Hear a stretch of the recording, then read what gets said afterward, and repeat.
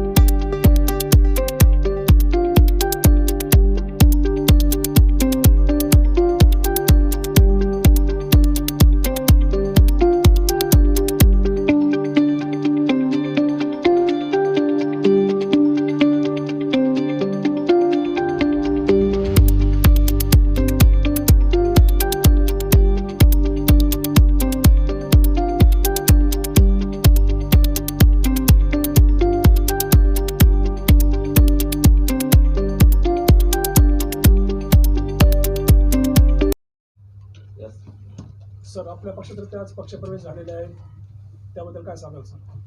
आज पुणे शहरामध्ये बहुजन Republican socialist पार्टीमध्ये अनेकांचे पक्षामध्ये जाहीर प्रवेश झाले. विशेषतः आमचे संभाजी ब्रिगेडमधून सहकारी कुमार पवार आणि त्यांचे सर्व सहयोगी यांनी पक्षप्रवेश केलेला आहे. महाराष्ट्रामध्ये महानगरपालिका निवडणुकीचं वातावरण आहे.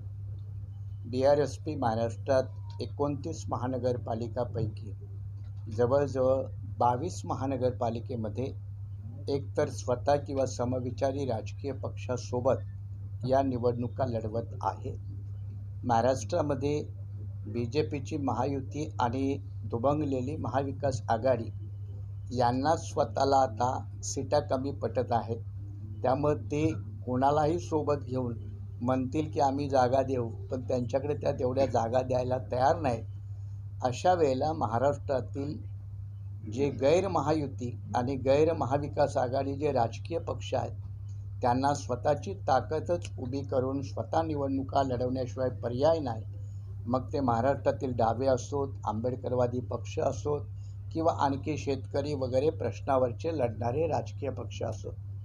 त्यामुळे महाराष्ट्रामध्ये एका अर्थानं जरी नगर परिषदेच्या निवडणुका BJP दावा करत असली की आम्ही प्रचंड संख्येनं जिंकलो, पण त्या कशा जिंकल्या याची वारंवार वेगवेगळी चित्र समोर येत आहेत. या पार्श्वभूमीवर 29 महानगरपालिकेच्या निवडणुका ज्या शहरी भागात आहेत, ज्या शहरी भागामध्ये BJPचं प्राबल्य आहे असं मानलं जायचं, त्या ठिकाणी BJPचा परफॉर्मन्स मला वाटत नाही की फार काही चांगला राहू शकतो. अशा वेळेला स्थानिक उमेदवाराची इमेज, स्थानिक जनतेचे प्रश्न हाच एकमेव निवडणुकीचा आधार असेल.